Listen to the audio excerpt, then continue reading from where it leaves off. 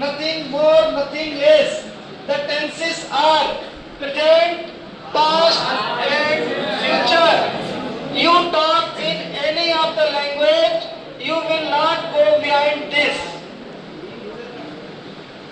जब हम हिंदी में बात कर रहे हैं कि मैं अपन मराठी मध्ये बोलत आहे तर मला माहित आहे की ये टेन्स कोणता आहे. आहे मीन्स प्रेझेंट, होतो मीन्स पास्ट, जाणार करणार उठणार means future. Now how you will recognise whether this is present tense in the English, past in the English or future in the English as we compare with the Marathi. Upon class मध्ये शिकत या शिकवत आहे. आहे means क्या आ गया last word आहे. अपन शिकवत होतो, अपन शिकवत आहे नाही, आने वाले करना है.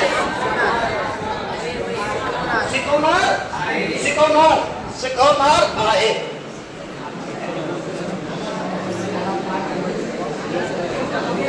किंवा जाणार. Words we came to know कि what type of tense it is, whether it is present, past or future, because from our childhood we are learning our mother tongue, so we do not worry about the grammar. हम general बोलते बोलते अपनी भाषा सीख जाते हैं. अभी अगर मराठी में तुम्हें सेंटेंस दे दिया जाए तो आउट ऑफ 100 बच्चों में से 90 बच्चे मराठी में गलत ट्रांसलेशन करेंगे, because you are not knowing the grammar of Marathi language. जो हम लोग बातचीत करते हैं ये क्या हमारी है प्रैक्टिकल लैंग्वेज या व्यवहारिक भाषा. जो अंग्रेज होते हैं वो अंग्रेज, आधे अंग्रेज गलत अंग्रेजी बोलेंगे, they don't know the grammar. तो हमें किसी भाषा को समझने के लिए क्या समझना पड़ेगा, उसका ग्रामर. और ग्रामर का मतलब क्या होता है, रूल्स. तो हम बात करेंगे अभी रूल्स की. तो यहाँ पे 3 रूल्स होते हैं, उसका नाम है IBF. मैंने बताया था कल में. IBF. I stand for identification, B stand for verb and F stand for formula. Identification, the first one.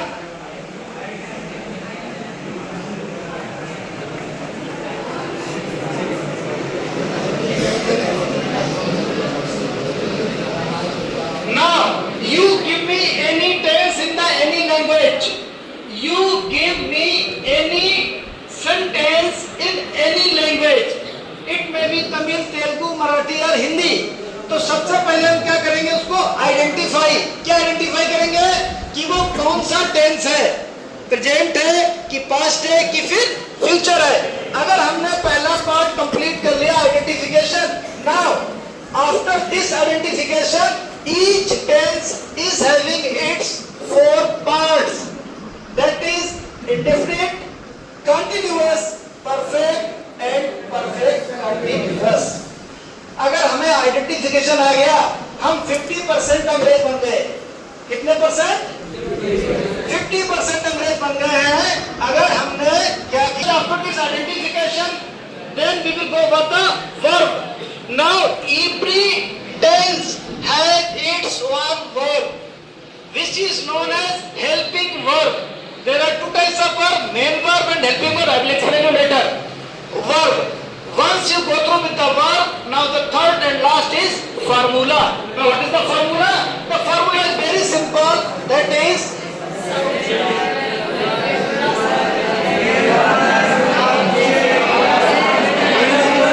formula to write, to translate any sentence of any language into English language. अगर आपको किसी भी भाषा से English भाषा में translate करना है, बाबा this is the basic formula, जिसे लिख लेना है आपको. Right on the formula. The formula is S for subject, HD stand for helping verb, MB for main verb, O for object and RW for remaining words. करता करता कौन है, जो सेंटेंस में काम कर रहा होता है. हम सब कैडेट्स यहाँ पर पढ़ रहे हैं. हम सब यहाँ क्या सेंटेंस लिखेंगे ये पता लग जाएगा। सब्जेक्ट हमने पहचान लिया, फिर हमें चाहिए क्या? हेल्पिंग वर्ब, जो मैं अभी लिखा दूंगा आपको। मेन वर्ब आपको उसमें आपके सेंटेंस में होगी, ऑब्जेक्ट होगा, रिमेनिंग वर्ड होगा। सीधा उनका आप क्या करना है, हिंदी या फिर मराठी से उसका इंग्लिश में वर्ड पर ट्रांसलेट कर देना है। इतना अगर आपने कर दिया, you are becoming a fully अंग्रेज। अंग्रेज बनने के लिए हमें 3 स्टेप सीखनी पड़ेंगे भाई साहब, निकालने से काम नहीं चलेगा। Have you written this?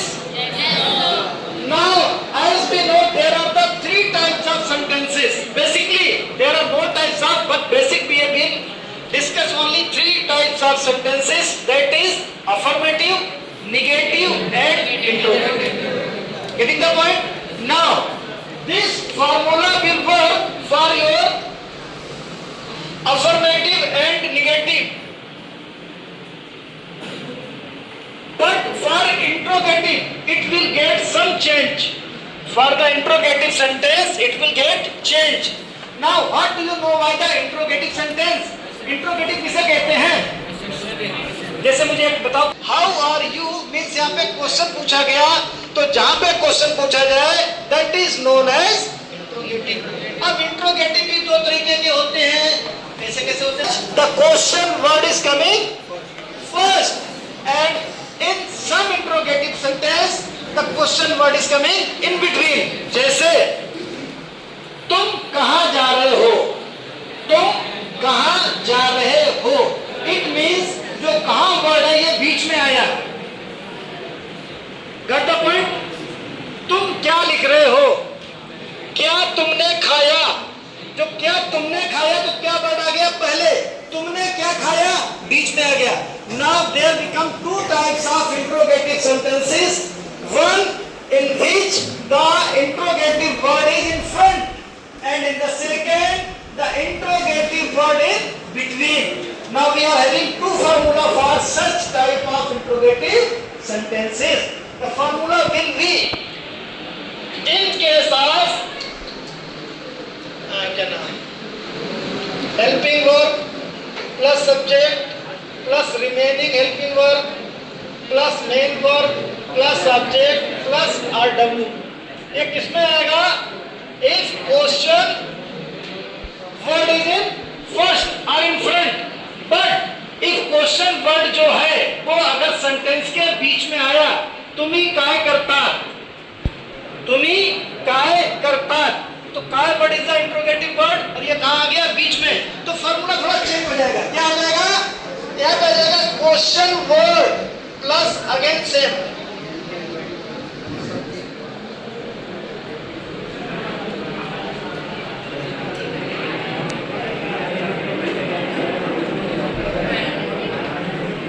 कुछ नहीं है, सिर्फ इसमें अगर आपने एक याद कर लिया, आगे आपको याद करने की जरूरत नहीं पड़ेगी। ये सिर्फ लंबा होता जा रहा है। क्या हुआ यहाँ पे, जब ये क्वेश्चन वर्ड पहले था तो हमने हेल्पिंग वर्ब लिखी थी, सब्जेक्ट, रिमेनिंग हेल्पिंग वर्ब क्या होती है, अभी explain, main verb, object, remaining word. If question word is in first place, क्या तुमने खाना खाया, हैव यू टेकन फूड, क्या तुमने खाना खाया, तुमने क्या खाना खाया, what have you taken food. Means अगर वही वर्ड फर्स्ट में आया है तो आपको यहाँ पर हेल्पिंग वर्ब लगानी है। अगर वही क्वेश्चन वर्ड सेंटेंस के बीच में चला गया तो जो भी क्वेश्चन वर्ड बीच में गया है उसको अंग्रेजी आपको आगे लिख देना है। Krishna, are you getting any doubt? 20% English समझ चुके हो, कितना percent? 70। First was the I, B for verb, F for formula.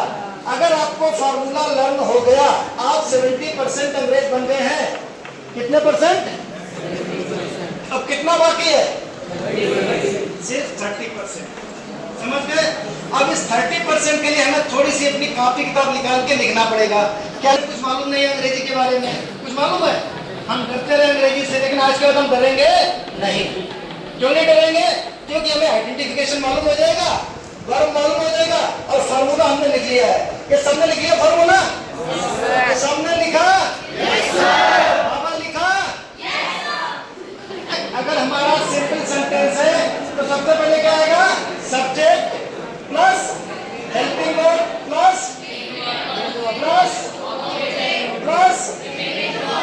If there is a then what will be the formula? सबसे पहले क्या आएगा? हेल्पिंग वर्ब प्लस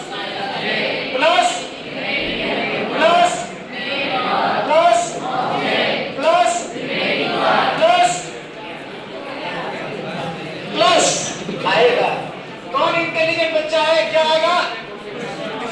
एक चॉकलेट्स के लिए मेरा हैंकी और पानी की बोतल। अगर आपने नहीं लगाया question mark, you are grammatically wrong.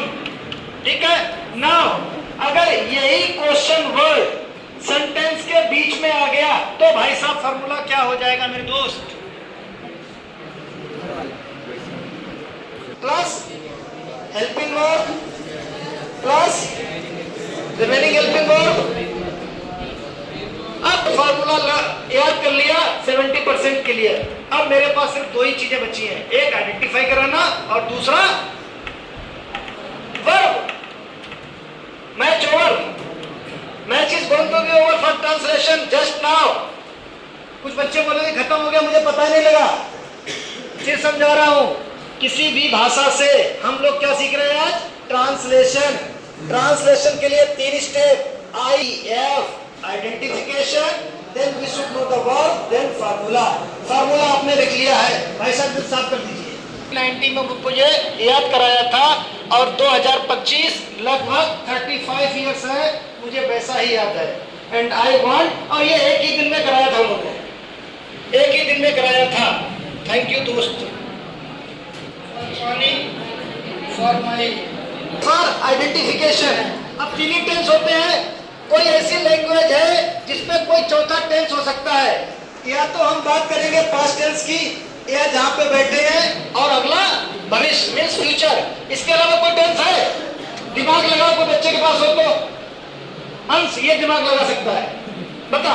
और कोई ऐसा तो हमारा कल बीत गया या आज है या हमारा कल आने वाला है, जिस कल आने के लिए हम बहुत परेशान हैं और हमें लगता है कि दशमी क्वार्टर यहाँ पे नहीं आई है।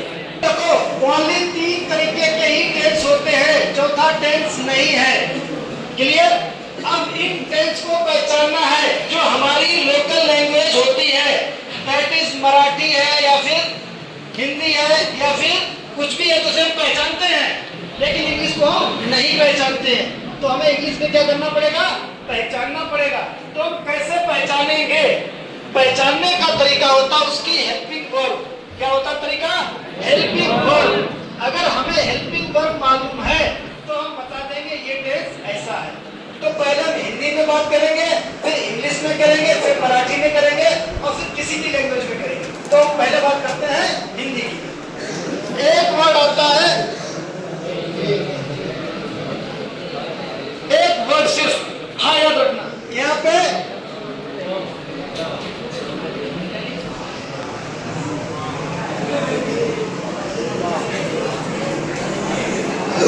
कोई भी सेंटेंस जब लिखा हो, कोई भी सेंटेंस हिंदी में लिखा हो, आप उसका आखिरी वाला शब्द देखेंगे, आखिरी वाला अक्षर बिल्कुल लास्ट में।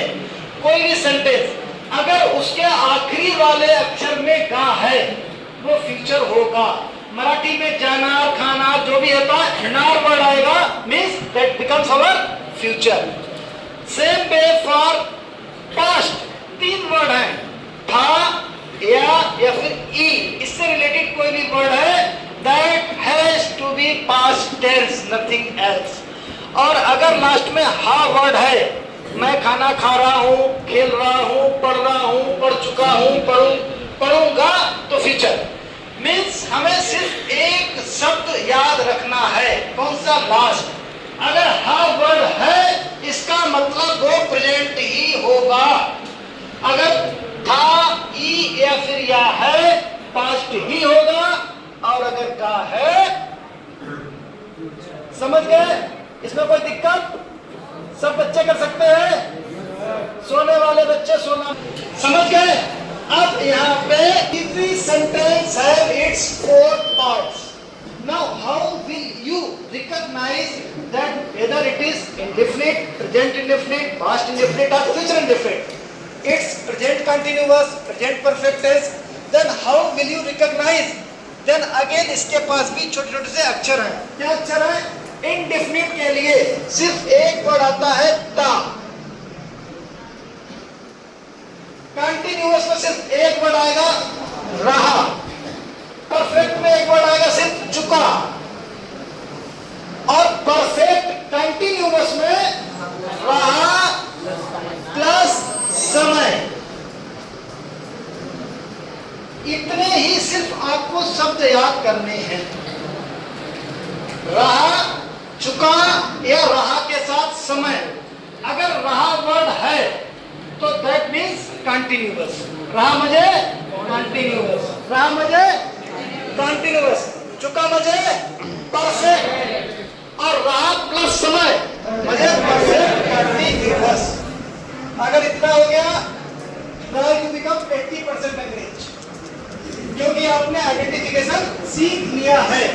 अब मैं कोई भी एक सेंटेंस लिखता हूं मराठी में या हिंदी में, आप मुझे बताओगे वो कौन सा टेंस है. मैं खाना खा चुका था. वह खेलेगा. वह खेल रहा होगा.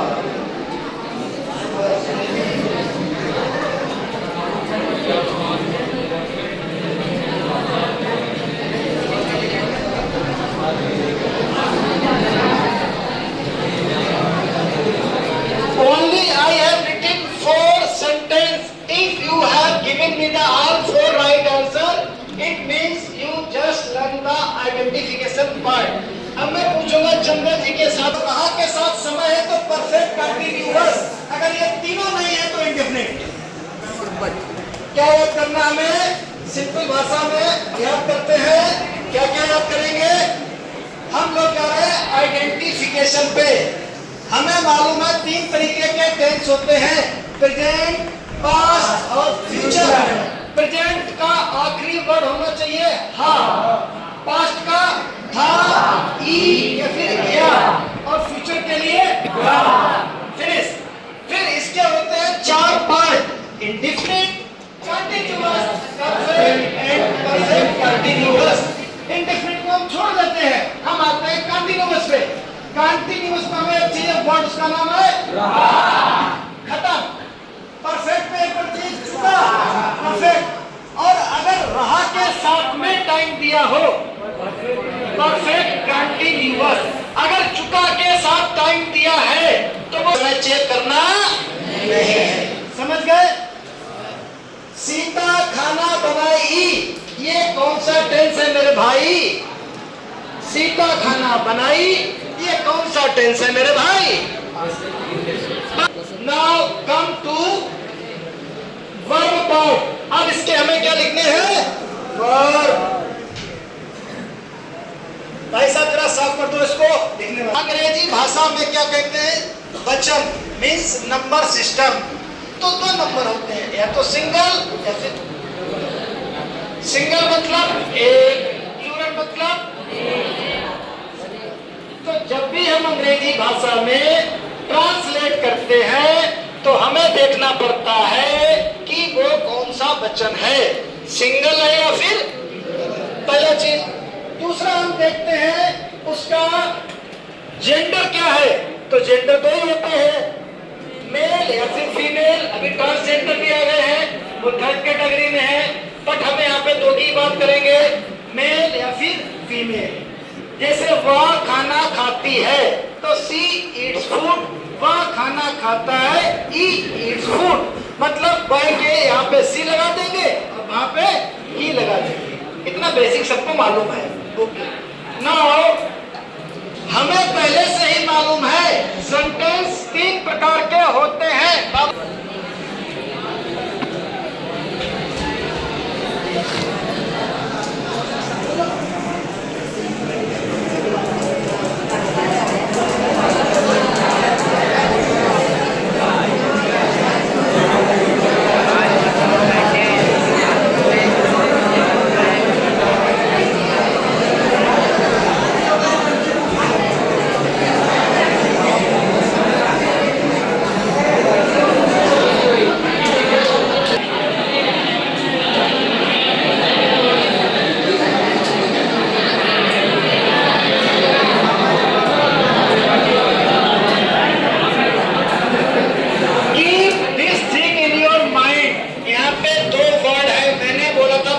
सेंटेंस और टेंस में डिफरेंस होता है। सेंटेंस मुझे वाक्य जो मैं बोल रहा हूँ सेंटेंस है, और टेंस होता है कि वो किस टेंस की बात कर रहा है, काल। There are the three tense, present, past, future, and every tense has its four sub part. The parts are indefinite, continuous, perfect and perfect continuous. Got the point? Now you are already having the formula for all three types of sentences. Affirmative और negative के लिए मैंने बताया था subject verb plus subject plus remaining word. Question word में मैंने दो बताए थे, एक क्वेश्चन वर्ड जो पहले आता है और एक में क्वेश्चन वर्ड बीच में आता है। अगर क्वेश्चन वर्ड पहले आता है then helping verb plus subject plus remaining helping verb plus main verb plus subject plus remaining है, तो हम आगे बढ़ सकते हैं। नाउ अब इनकी हमें क्या बात करनी है, हेल्पिंग वर्ब, और ये बहुत ही इजी है।